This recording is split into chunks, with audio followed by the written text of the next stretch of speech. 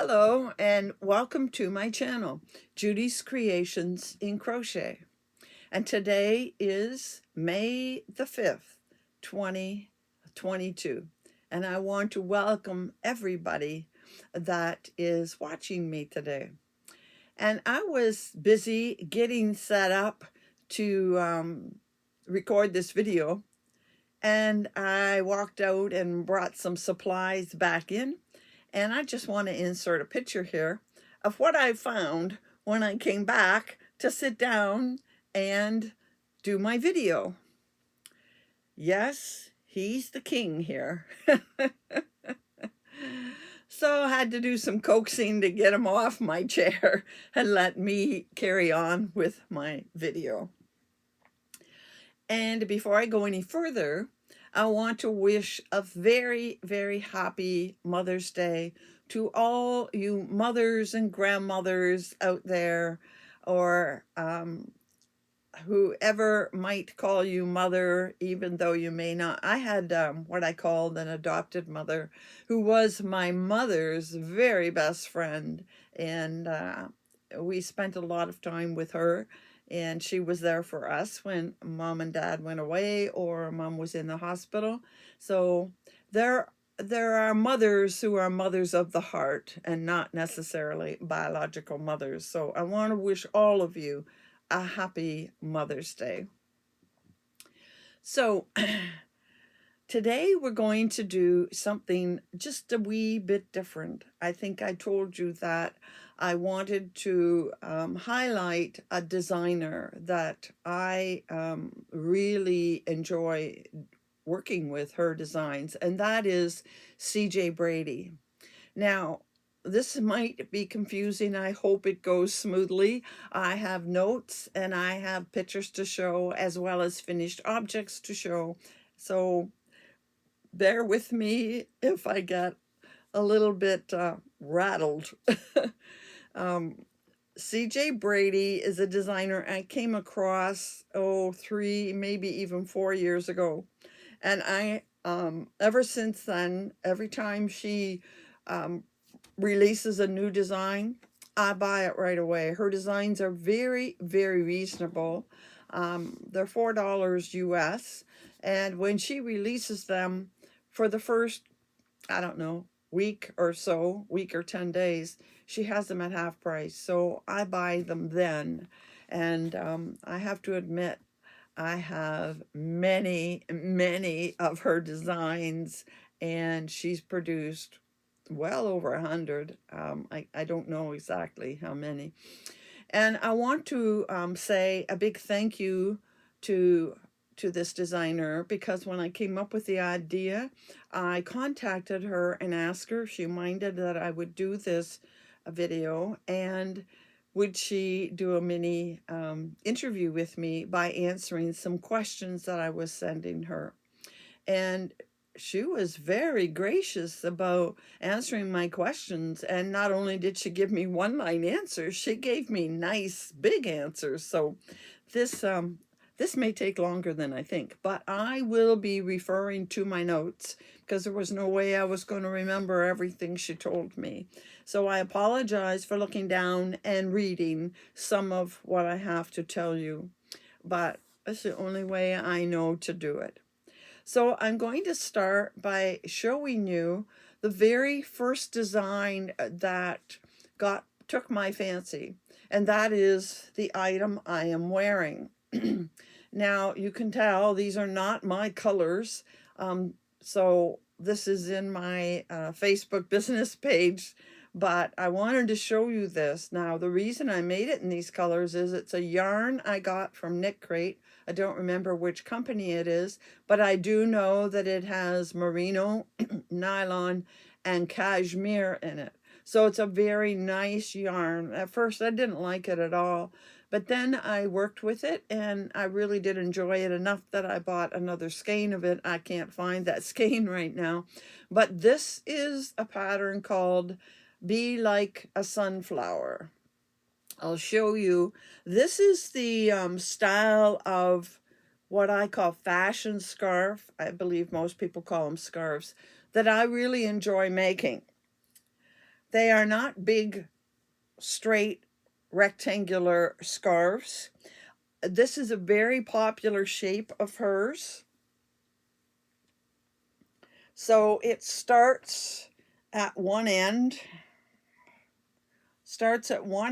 very narrow, and works down to, gets wider and wider, works down, and then it starts decreasing. And it is in what is called the boomerang shape. And I really like this because I find it to be a nice, dressy. I'll put a diagram up in a little bit of what her boomerang shapes are like. Um, and you can, whoops, backwards. You can wind it around your neck, however you like. I happen to do it that way. So this was the very, very first pattern of hers I made. And I liked it so well that I made this pattern again almost right away in another color. I don't know what color and I don't know where it is now to show you, but I just wanted to show you this was the very first pattern of hers that I liked, that I found, and I liked it so well I went looking for more patterns of hers. So that's what started me on CJ Brady. Now, she is a designer of crochet items, and I will link both her Etsy shop and her Ravelry shop in the description box below. And she is in Texas. Her and her family are in Texas. So this is the first part that she told me. I asked how long she had been crocheting, and she says, well, it's pretty hard to believe, but her mother taught her to crochet 46 years ago. That's how long she's been crocheting, which is probably about how long I've been crocheting. She said her mother was a crocheter and mostly crocheted baby blankets and afghans. But she dropped off of crocheting for a while, like many of us, while raising two children. And she spent her free time sewing clothes for her children.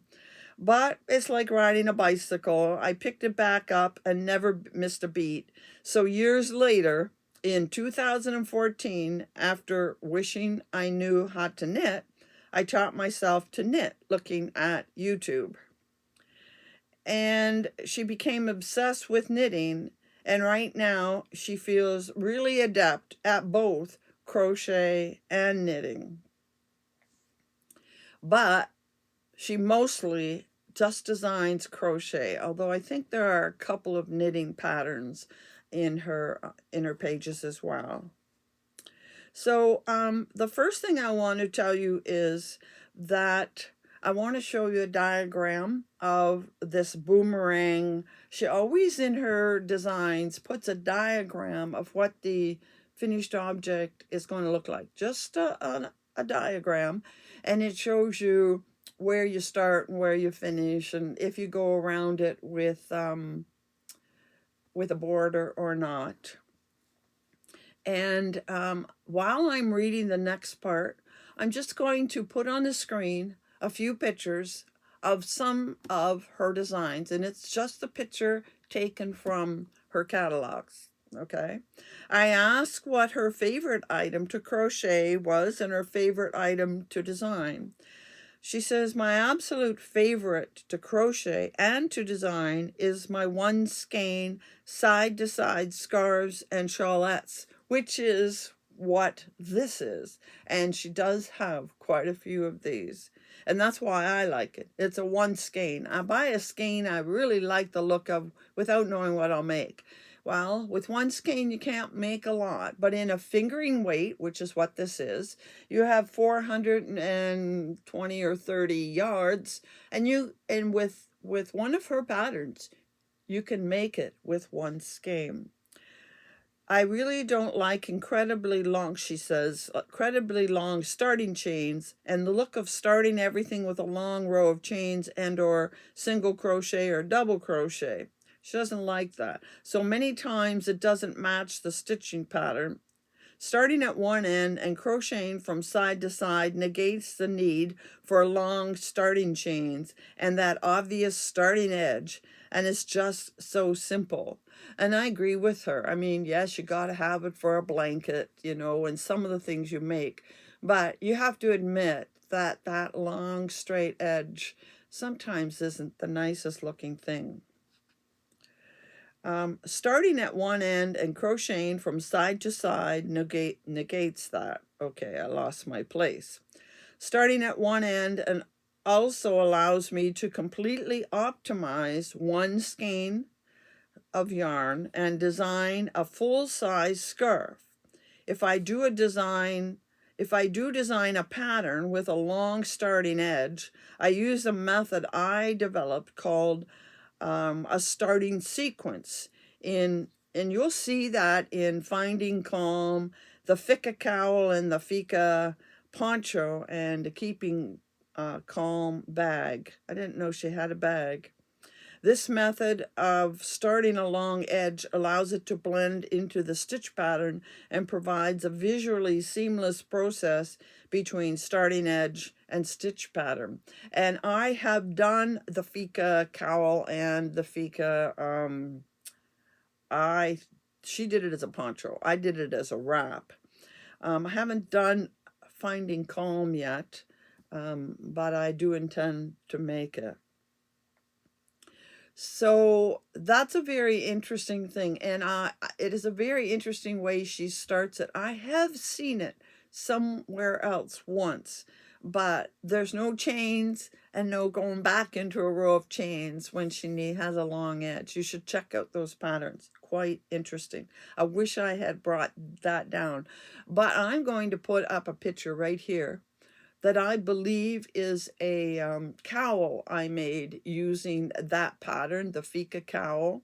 And when I showed that to you before, I commented that it made a nice outside edge. It made like a border on the edge. You might want to go back and check my cowl video because I talk about it there.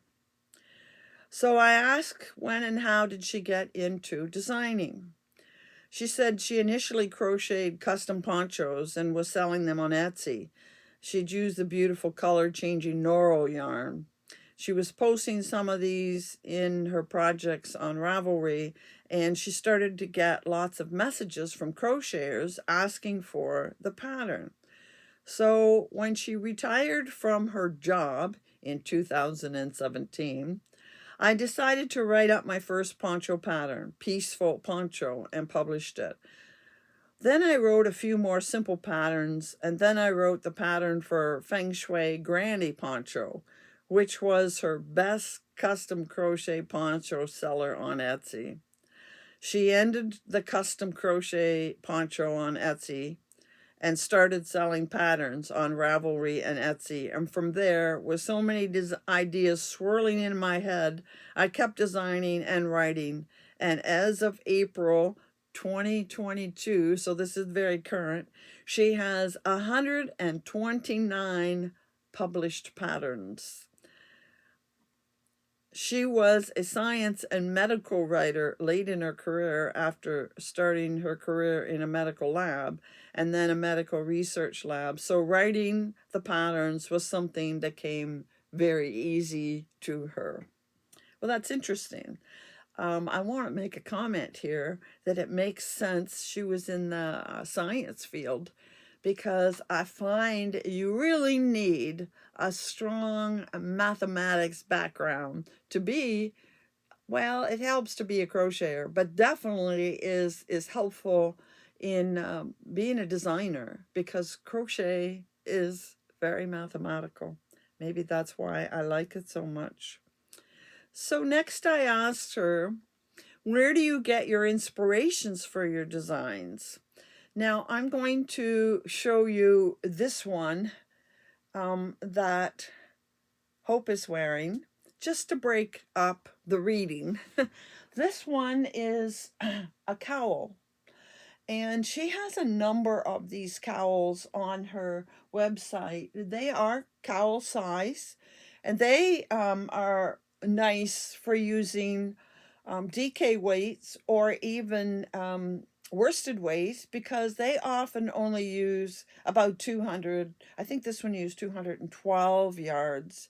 And see how she's put a nice border on them. And if I can find it and think about it to insert, I will insert it when I'm finished talking about this.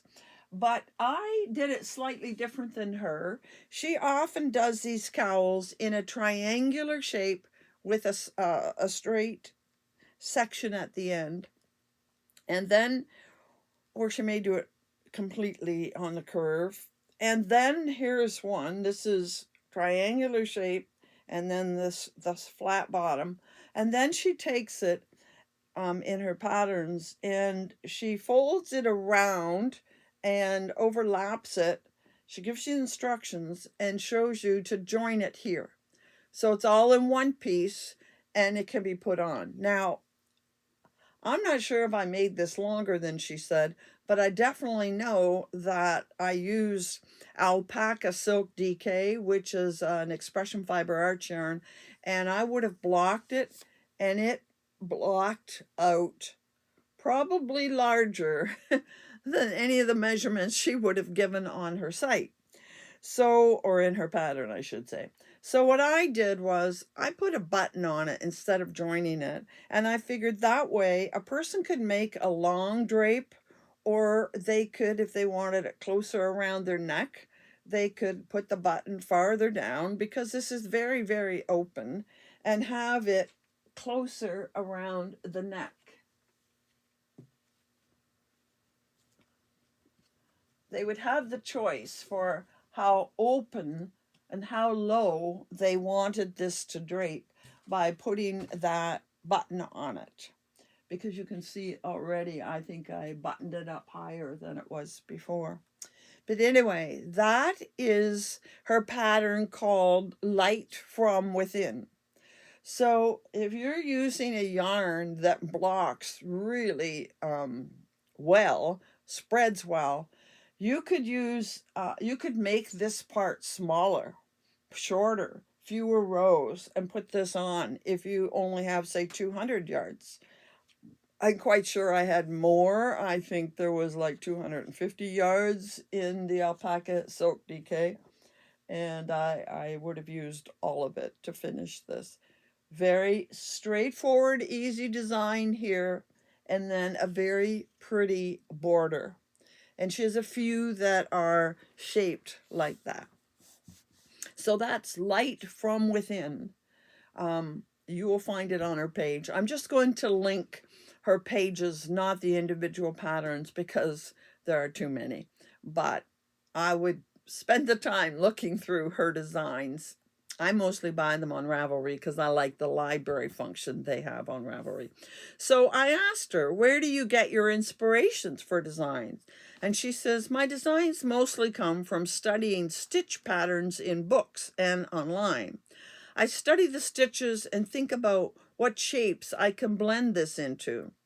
How can I do increases and decreases with this stitch pattern? And how can I convert this to diagonal rows? Then when I see that in my mind, I start thinking about shapes and what it will be. I spend a huge amount of time staring at crochet stitch charts in a number of my crochet stitch books and also on Pinterest.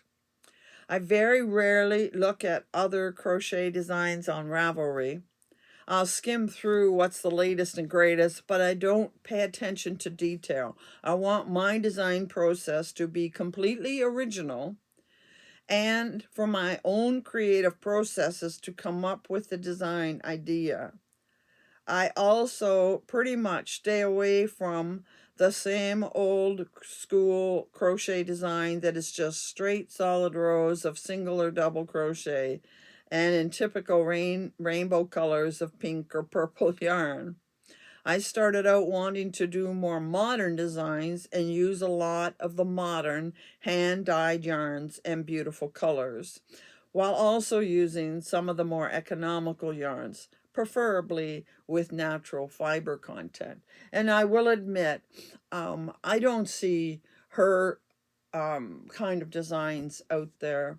And she does have a wide variety of stitches. Not to say that she doesn't use chains and single crochets and double crochets and that kind of thing, but she puts them together in probably unique combinations. V stitch is also very common in her patterns. Um, I just really like how she starts at one point, works across. Now, sometimes she does a boomerang, and sometimes she'll work across in a regular increase and then back in a decrease and make a V shape. But she also starts at the point of a V. I'll put a V shape pattern up here. She starts at the point and increases out. But as she said, she doesn't like to start with that long chain. And I appreciate that. Um, so the next question I asked her was this: does the design determine the yarn choice, or does a particular yarn determine the design? Well, I think she partially answered that in the previous question, but of course I sent all the questions at once. But she says for her, it's about 50-50. Sometimes I pick up a yarn in my stash and think about it, and I think of a design specifically for that yarn. But many times I have a design in my head, but of course do not have the right yarn in my massive yarn stash, which is hard to believe. I'm trying to design right now from my stash because I did a lot of online yarn shopping during 2020 and 2021. Didn't we all? Not sure why, but I really loaded up on yarn during the pandemic.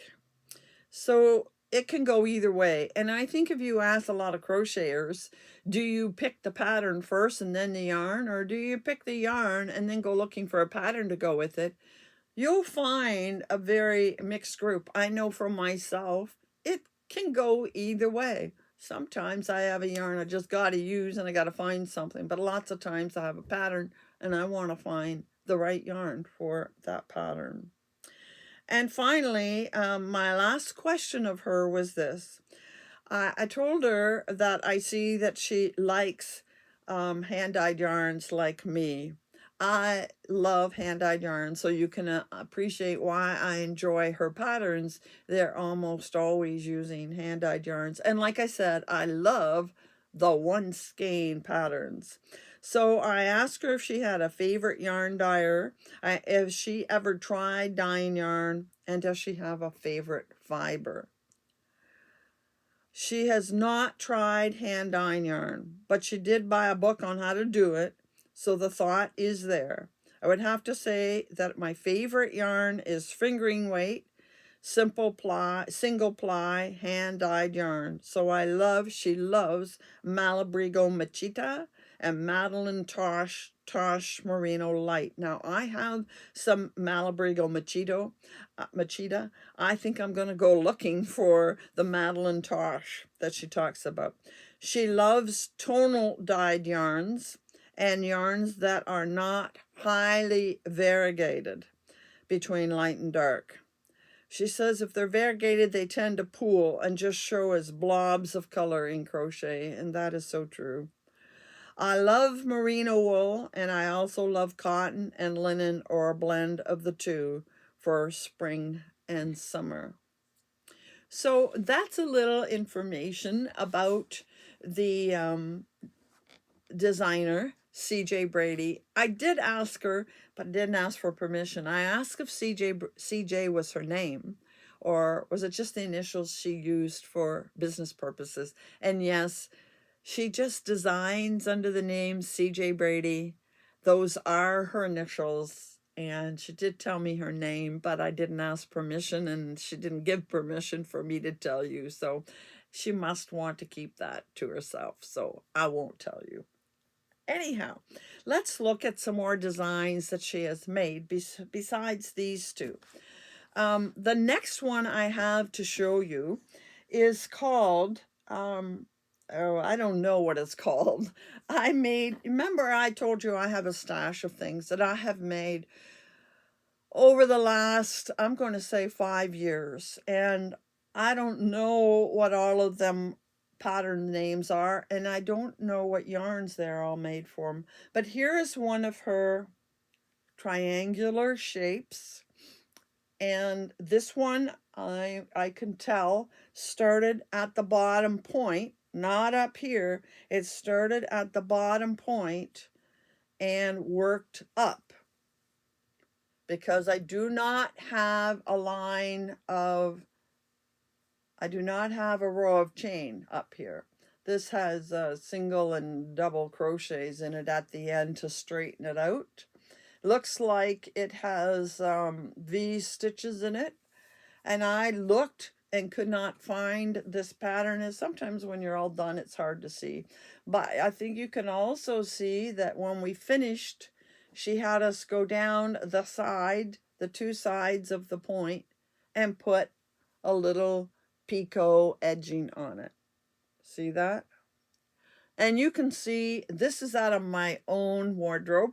You can see this is a color that I like. To me, it's very springy, very Eastery. So that is one of the items I have made. I have several other items of hers I've made, and you will see them over time. So next, I had this yarn, and I had it for quite a while. This is an Expression Fiber Arts yarn. This is what's left of the cake. I didn't ball it up yet. And I knew I had patterns of CJ Brady's, and I had looked through them at one time and tried to think which ones I'd like to make. And she had one called Vintage Romance. And I always thought this yarn cried out to be done in the pattern Vintage Romance. But I just didn't get to it. I was looking through my stash to put combinations together, and my friend and I were pairing them up, and we paired this, and I said right away, no, we can't use this. This is going to be Vintage Romance someday. So when I decided to do this video, I said, I'm going to make a couple of hers so I know what they are. I'm going to make that Vintage Romance that's been on the back burner forever. And so here is Vintage Romance. And I have a thread somehow attached to it here. This is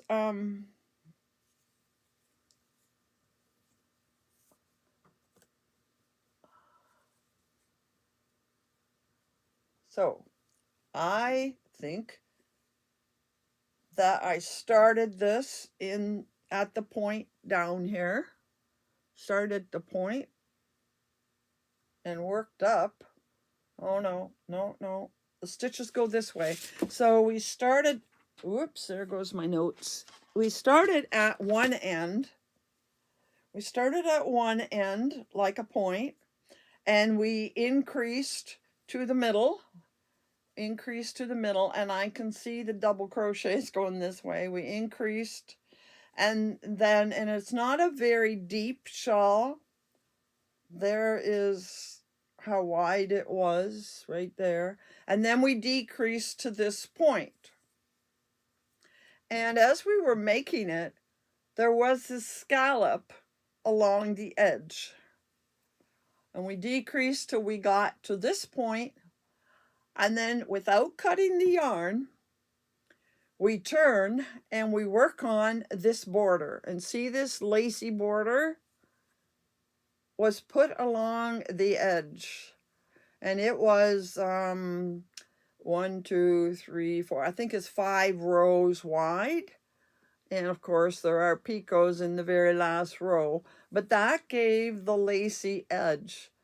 And she does that often. She'll do something that is a complete triangle or a boomerang, and then she'll have you turn it and go around the edge and make beautiful edging on it. So here's how it looks. You can see it's not a really deep shawl or scarf. And it has this beautiful, it's triangular and long, beautiful scallop edge. It was easy to follow the pattern, no problems. Well, it had a 6-row repeat, but you know, the last 3 rows were the same. It's just that she did her increase every 6 rows. I need a drink.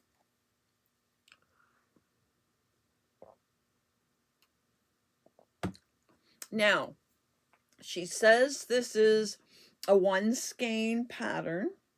I could have made it a little bit longer. It was plenty long enough though, but I knew it would be long. I didn't look at what I was making it. But this yarn is pearlescent fingering from Expression Fiber Arts. And I knew when I blocked it, it would stretch open quite a bit. And that makes the lace really pretty. And the skein of pearlescent fingering is 550 yards. And you can see I have yarn left over. Is it 150? I don't know. I don't have no way to know, but I would make sure that you had a good 450 yards in whatever you have to complete it.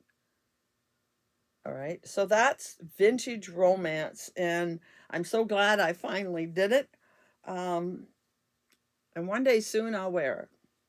Okay, the next thing I made all of these in the last month that I'm showing you now. This one and the next one.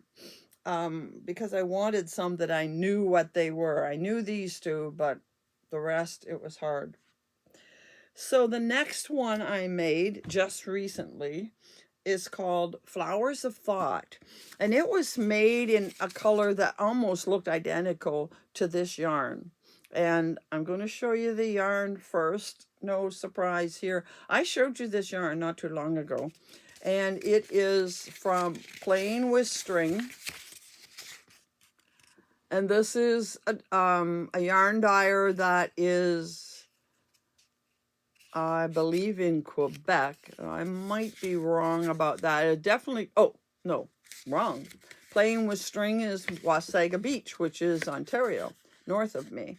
And this is the yarn, and it was 420 yards, merino superwash, mixed with 20% nylon, and 420 yards, called Grape Explosion. So you may remember that name from a few weeks back, maybe a month ago. So this goes to show you 1 skein. This is what is left over. And I made this Flowers of Thought. And again, this is one of her 1 skein scarves. And this is made in her boomerang shape. So here's how that yarn works up. Again, it started from the point and it increases as you go along. You can see it increasing. And then she has a way to decrease it quickly and give you that still that border scallop edge. Now I once before, and I think I'll do it with this, I want to make it again, but instead here's where she stops increasing and starts decreasing. And I've done this before. I've just continued on. I just keep going until it is what is called an asymmetrical triangle. I've done that before and not done the decrease. So you end up with a straight, flat edge. But see how large this is now. Again, it has been blocked, which stretches it a bit.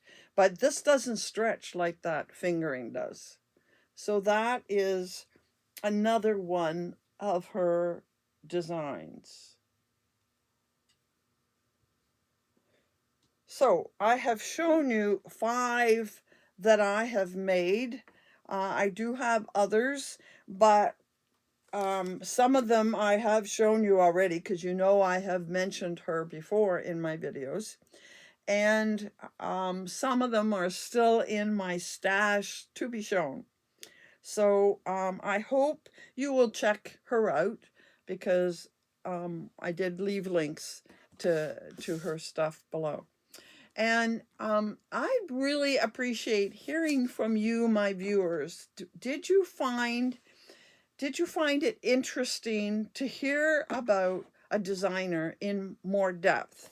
Now, this is a designer I know well because I have made many of hers, and I was attracted to her style of one skein scarves that are easy to make and so beautiful and different. And I showed you a variety. She doesn't just make one skein scarves. I did show you that she has asymmetrical scarves, and she has cowls and a few other things as well.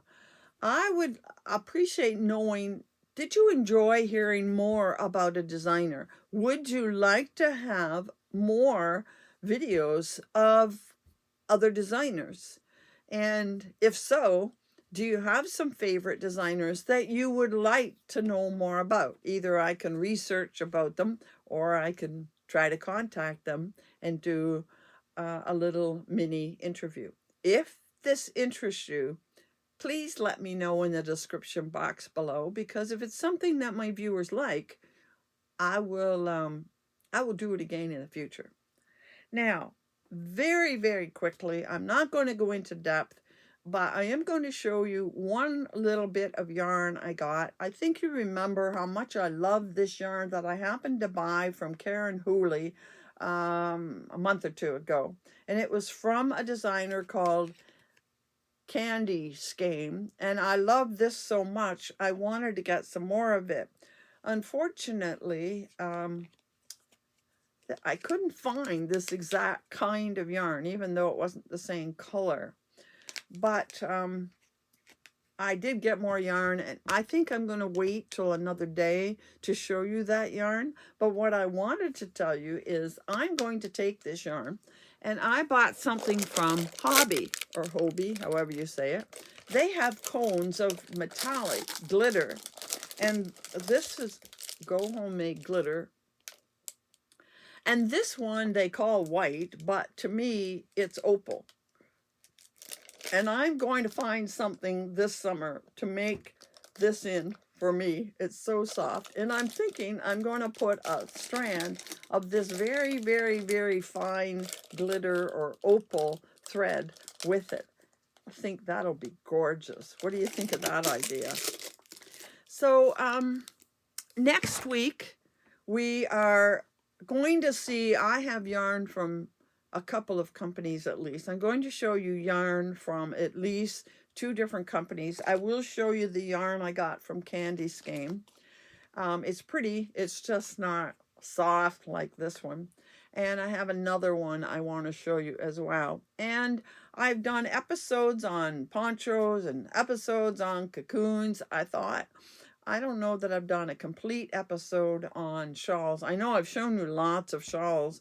I love making shawls. Don't wear them, but I love making shawls.